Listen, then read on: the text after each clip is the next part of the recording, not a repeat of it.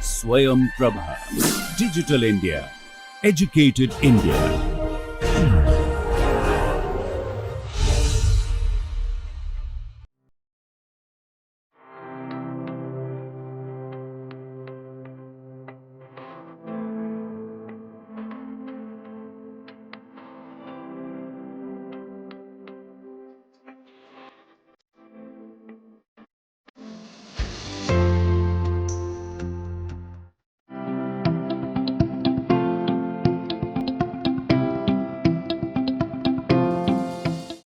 Hello all, welcome to Astrochemistry. This is going to be lecture number 55.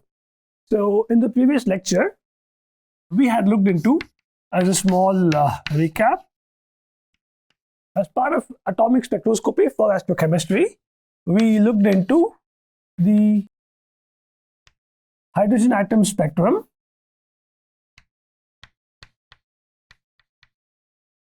and its significance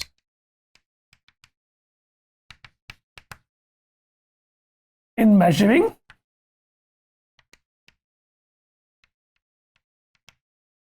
the temperature, right? The temperature of the star or the source which emits the light, in measuring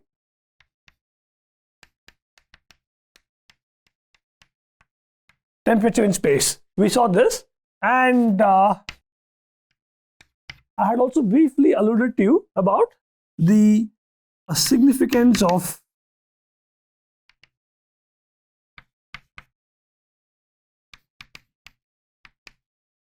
ionization and how the Saha equation, right? Saha equation helped in understanding the composition of the stars. Okay, Saha equation aided with getting the composition. Right? Okay, with getting composition, I'll continue here for the stars.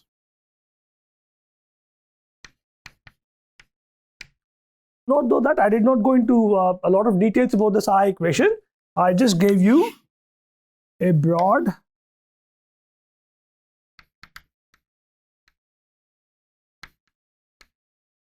introductory view. Okay, right? So beyond giving you a broad introductory view, I did not say much more about the Saha equation because that is going to be a separate topic in astrophysics and astronomy. For our purpose, it suffices to know that using Saha equation, even though that, it was known that the elements present in Sun and the Earth were the same, right? There was still a misconception that the compositions of Sun and Earth were the same. But Saha equation, the application of Saha equation by Cecilia Payne, from Harvard, right, way back in approximately 1925, that put an end to the notion that the stellar objects, that is stars and sun, etc., they have the same composition as what is known on Earth. Okay, so I just told you this implication of the Saha equation, and with that, we're kind of ending our brief discussion on atomic spectroscopy for astrochemistry. Also, recall that in addition to what we saw in lectures 53 and 54, say some 30 or 50 lectures earlier, okay, approximately around lecture 20 to 30, somewhere around that, in that region, we were also discussing about absorption and emission spectroscopy, right? Because they were the fundamental techniques used to actually detect molecules in sun, remember, in the 19th century. All right, so on that note, we shall move in this lecture from atomic spectroscopy to molecular spectroscopy. So this is page number 1, and this shall be 2. So we shall be discussing about molecular spectroscopy, especially as needed for astrochem. Of course, notice that I cannot talk to you about all aspects of molecular spectroscopy because that's an ocean of its own, okay, right? And it will be a completely different course. But whatever is relevant for astrochemistry, for our purpose, we shall be going through that in this course. Okay. Now to begin with, we shall be looking at what is called as purely rotational spectroscopy. Now, what does this phrase purely mean? I mean, you've already been informed, right? When we were discussing the basic fundamental physical chemistry of the molecules as relevant to astrochemistry, I had taught you that molecules could translate, rotate, vibrate, and also undergo electronic transitions, correct? And while on the topic of translations and rotations, I told you that translational motion is not going to be giving us much information due to the idea that the energy is involved in translations are very, very low. But when considering rotational spectroscopy, right, they have made a profound impact in terms of identifying molecules both on Earth and in space. In fact, if you recall, I even told you that rotational spectroscopy as part of electronic spectroscopy, right, was relevant in identifying the temperature of a region of space. Remember, Andrew McKellar, we're talking about a temperature of approximately 3 Kelvin. Okay, so all of those aspects will be discussed here and shall be discussed in slightly some more detail. Okay, so how do we model rotational spectroscopy, right? And how do we understand the rotations of molecules? To begin with, okay, right? If we consider diatomics,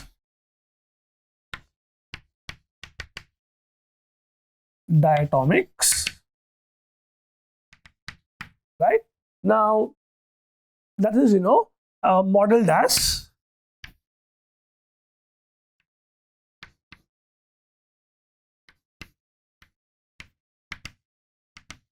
two rigid masses.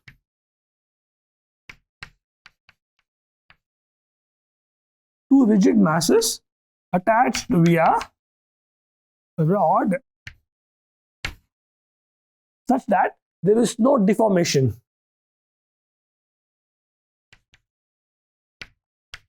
There is no deformation. All right, you understand what I'm talking about? So I'm talking about, let's say, for example, you take two molecules, two atoms, H2 or HCl or Cl2 or N2, any diatomic. The size of the two atoms need not be the same. Okay. Now, if you consider any two atoms, now, if we assume that you have two rigid masses, in other words, they're not spongy masses. Okay. In fact, I'll add two rigid spherical masses. Okay, right? Two rigid spherically symmetrical masses, right, attached by a rod. For example, if the hydrogen atom and hydrogen atom, in the case of H2 molecule, they are considered to be rigid atoms, and the connecting chemical bond is modeled as a rod, right, whose length is constant. Okay, right? In other words, there is no deformation. Okay, so when there is no deformation, right, what happens is that the length of the rod, in other words, the bond length is going to be a constant, and this system is going to be rotating constantly about various axes. I'll come back to that. Okay, are we good? So this system, this diatomic system, wherein the length of the rod, that is the length of the bond, is fixed, and then the masses are treated as spherical objects, okay, spherically symmetric objects, right, such that it only undergoes rotation, that is pure rotation, right, devoid of any translation or vibration, right. This system is what is called as a rigid rotor.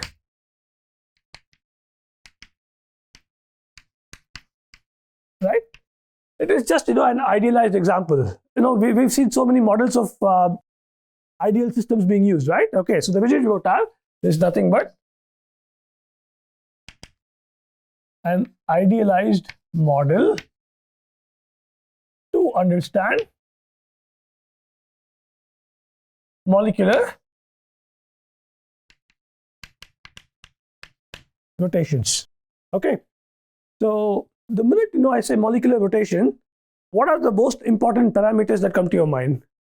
Well, if it's translational motion, you talk about velocity, momentum, acceleration, etc. So in rotational motion, what are the counterparts? The counterparts are going to be, in rotational motion, your angular velocity, your angular acceleration, right? And your moment of inertia. That's important, right? Moment of inertia. So this is the angular velocity and this is angular acceleration. The symbols, you must be familiar from high school itself. And moment of inertia somewhat, right? So moment of inertia is also some quantity you will be familiar from high school, but we'll go through just a little bit more of this moment of inertia in this course, okay? So this is angular velocity.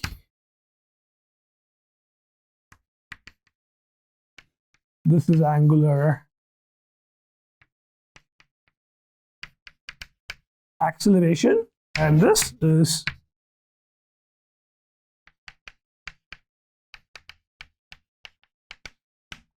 the moment of inertia. All right.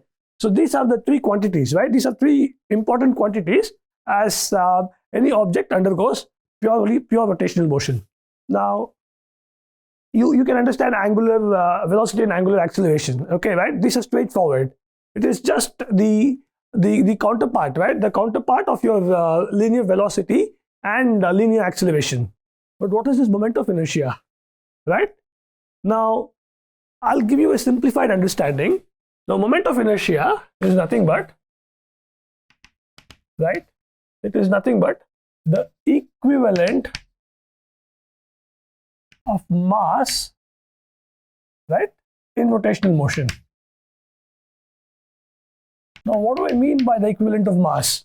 Now, say for example, some object is undergoing purely translational motion,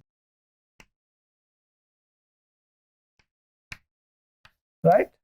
Now, the equations of motion typically associated with this are F equals ma, assuming your mass is a constant, right? And your let's say your kinetic energy is half mv square. Okay. Now, if an object is undergoing pure rotational motion, in the place of F equals ma, we have what is called as tau equals I alpha, where I is the moment of inertia and alpha is the angular acceleration. Likewise, your kinetic energy is given by rotational kinetic energy, which is given by half I omega square. Now, this is the translational velocity or the linear velocity or the linear acceleration. Likewise, in this expression here, right, this is the angular acceleration and angular velocity, the square of angular velocity. So therefore, your I, right, your I therefore takes the role of the mass whenever a system is rotating. This is one easy way to easy and intuitive way to understand moment of inertia, right? Okay. However, please understand this.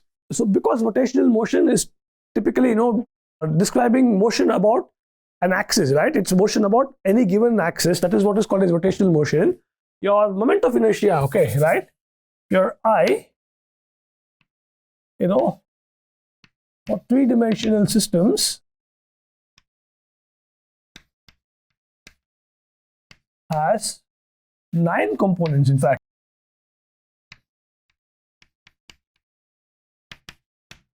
Okay, right?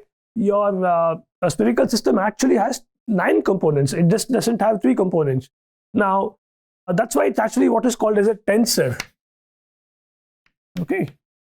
Now, see, I'll tell you an easy way to understand why it has 9 components. Okay.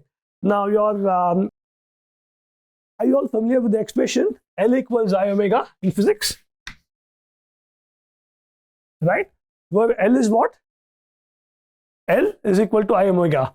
What is L? L is the angular momentum, right? L is the angular momentum and I is the moment of inertia. And what is omega? Omega is your angular velocity. In fact, that can also be added here. So in the case of translational motion, you have P equals mv, assuming of course like your mass is a constant. And here, right, the equivalent is going to be L equals I omega, right? So this is the mass again, and the equivalent of mass is going to be your moment of inertia. All right, okay. So Now, your L is I omega. But you all know, right? You all know that how many components are there for the angular momentum L? It has 3 components, right? Lx, Ly, and Lz, right? Now, in other words, let's say that, my L, I write as a 3 cross 1 matrix, right? I write as a 3 cross 1 matrix, Lx, Ly, Lz, right? Now, if I write this as a 3 cross 1 matrix, what about my omega? What about my omega? My omega, right? Omega also has like 3 components, right? Omega x, omega y, and omega z. Are we good, right? Now, that's because, just like velocity has like 3 components, vx, vy, vz, it's easy to see that omega also has 3 components, omega x, omega y, and omega z. So, this is my L and this is my omega. So therefore, what is this? This is nothing but a 3 cross 1 matrix. Now, omega is also a 3 cross 1 matrix. How do I get, a 3 cross 1 matrix? But I know that this formula is going to be there. Okay. Now, there are 2 ways. I can get a 3 cross 1 matrix as a result of a product of two objects, one of which is already a 3 cross 1 matrix. This can either be a constant, right? But we kind of understand that, you've been learning from high school that, well, my moment of inertia doesn't only have one component, it has multiple components. And I just told you it has 9 components. But if it happens to be a 3 cross 3 matrix, okay, right? Let's say Ixx, Iyy, Izz, and then this is going to be Iyx, and this is Izx, Izy, Ixy, Ixz, and this is going to be Iyz. So if I multiply, right? If I multiply a 3 cross 3 matrix, right, with a 3 cross 1 matrix, I'm of course going to be getting a 3 cross 1 matrix. So my L equals I omega.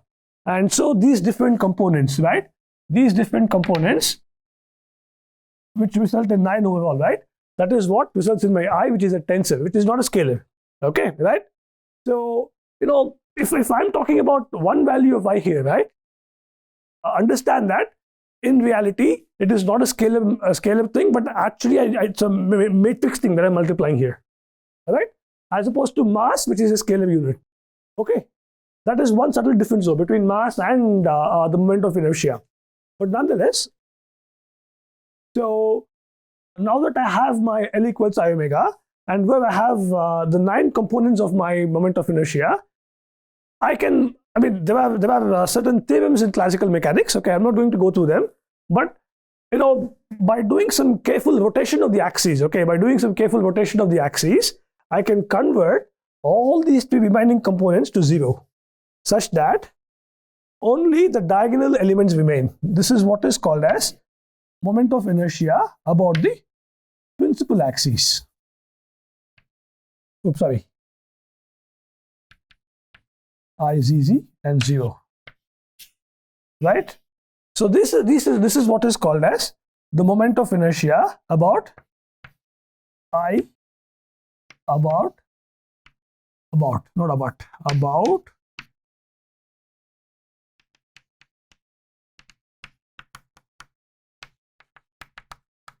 the principal axis. All right.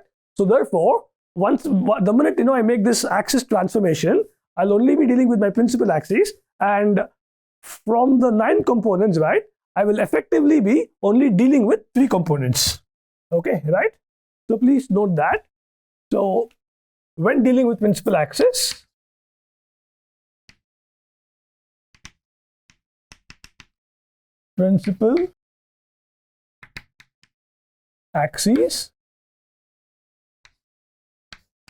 I only have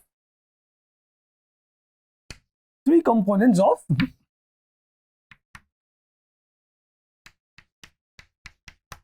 moment of inertia. That is the ones, the diagonal elements in this matrix. Okay, right?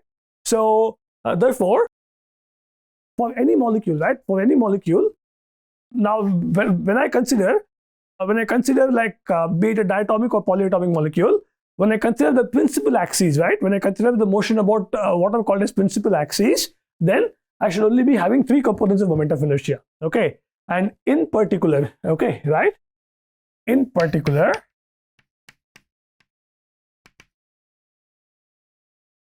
if I'm talking about a diatomic molecule,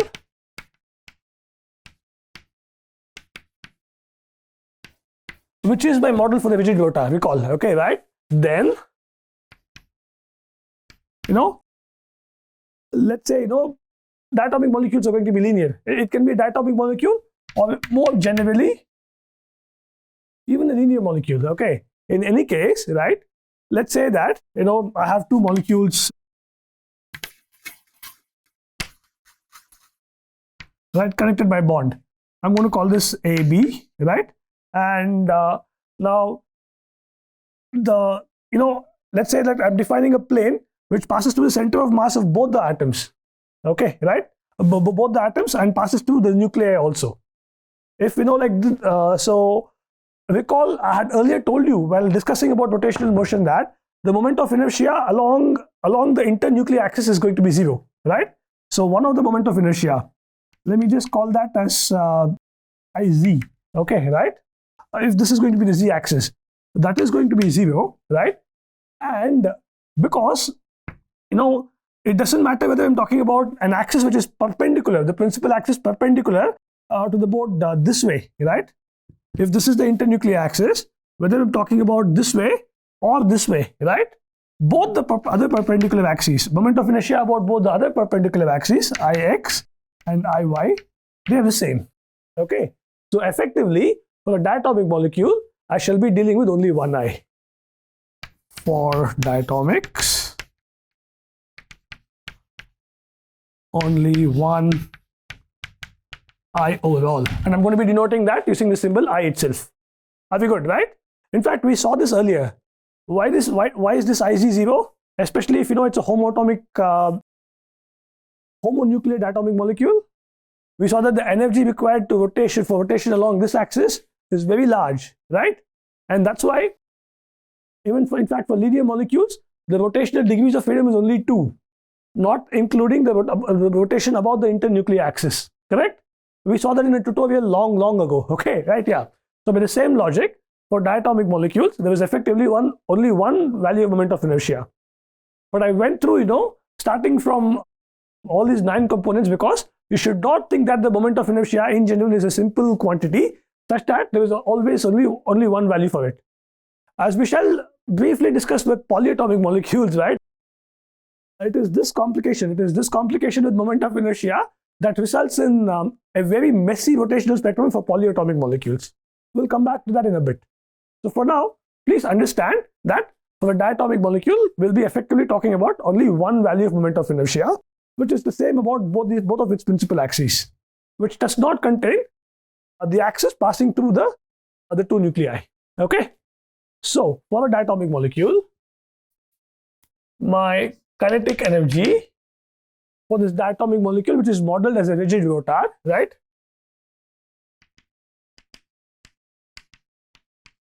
is given by half I omega square, where my I happens to only be one value here. Okay, right? Now if we assume that the system is not under the influence of any external force, okay, right? I can arbitrarily choose the potential energy to be 0. So no external force, and therefore my Schrodinger equation, remember, right? This is a quantum mechanical system now. Even though it's a rigid rotor, right? We're talking about molecules, right? Diatomic molecules, which are very small. And I spent a lot of time elucidating to you that the molecules which are found in space, they behave like wave particles. So therefore, if we have to describe them, we must use the Schrodinger equation, right? And in particular, if we are concerned with obtaining the energies, etc., the energy levels, for that purpose, we shall be dealing with the time-independent Schrodinger equation. Okay, so the time-independent Schrodinger equation is going to be simply, okay, right? Is simply going to be that my HSI is equal to E psi, where I'm going to use the phrase, the subscript RR, to indicate that I'm talking about a rigid rotor. Okay, and where my Hamiltonian is going to be the sum of the kinetic energy and potential energy. The potential energy in this case is 0. Now, in the case of the kinetic energy, that is given, right? That is given by this number, half I omega square. Okay, right? Now, this can also be written as, while using h bar and then including momentum, angular momentum also, as I h bar square by 2I. I will leave it to you as a homework as to how this may be written. It is straightforward. Okay, right? So you have to effectively solve the equation where your Hamiltonian is I h bar square by 2I, right? Times psi rigid rotor is equal to psi rigid rotor. Okay, right? Now, it turns out that this problem is not so easy to solve in Cartesian coordinates. One quick question. My psi here, right? Is it going to be a one-dimensional wave function here, like we saw in the case of a free electron, free to move only along the one direction, or is it going to be a three-dimensional entity? It is a three-dimensional object, right? So your psi is going to be, I'll write it here.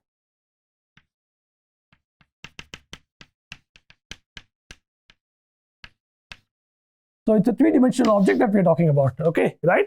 Now, this three-dimensional object, it turns out that it is not so straightforward. In fact, it's very difficult to solve this problem using the Cartesian coordinates, okay? Because the system has an overall spherical symmetry, right? What we can do is, we can convert these Cartesian coordinates into what are called as spherical coordinate system.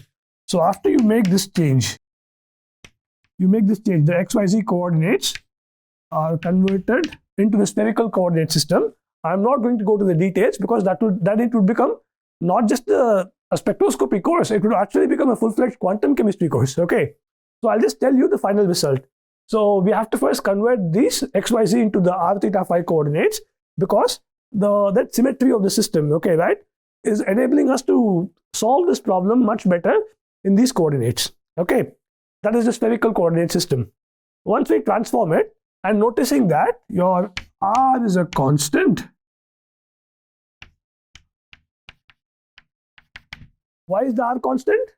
Well, that is the definition of a rigid rotor, right? I told you, right, that there is no deformation. You exclude all possible deformation, vibrational motion, etc., etc. Okay, the diatomic molecule is undergoing, it is purely undergoing rotations and nothing else. Okay, so my XYZ can be converted in terms of R, theta, and phi. Okay, and after that, and then under the assumption that my R is going to be a constant, right? You can obtain the wave functions. You can obtain psi RR, okay, and also the net energy.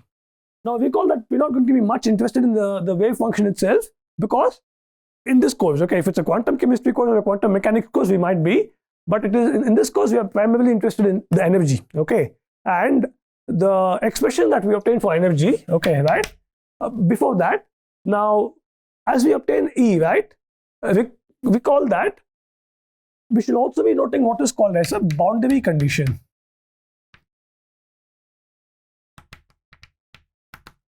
A boundary condition, right, leads to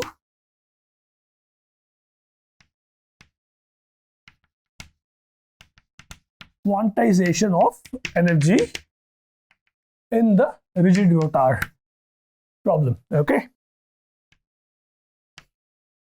Now, have you heard this phrase before? The boundary condition? Yes, we have, right? When I was explaining to you about the electrons motion along one dimension, right, along the x direction, that was curtailed, that was restricted by placing some potential barriers, right? Now, similar to that, right, there the boundary condition was that the electron could only move between, let's say some x equal to 0 to x equal to L, right? Now, what is the boundary condition in this problem and how that leads us to a quantization of energy? I will explain it to you without deriving much in the next class. So what did we look in today's lecture? we started looking at the purely rotational spectroscopy, right? And as part of that, I told you that as part of rotational motion, the moment of inertia is very important. But when dealing with diatomic molecules itself, right, the 9 components of the moment of inertia, if we consider motion only along the principal axis of rotation, right, they could be, be transformed to only one component that is defined as I, right? Then we set up the Schrodinger equation for this rigid rotor, and I told you that we can obtain the wave function and energy by applying certain boundary conditions. Now, what these boundary conditions are, etc., I will look into the next class. Thank you so much.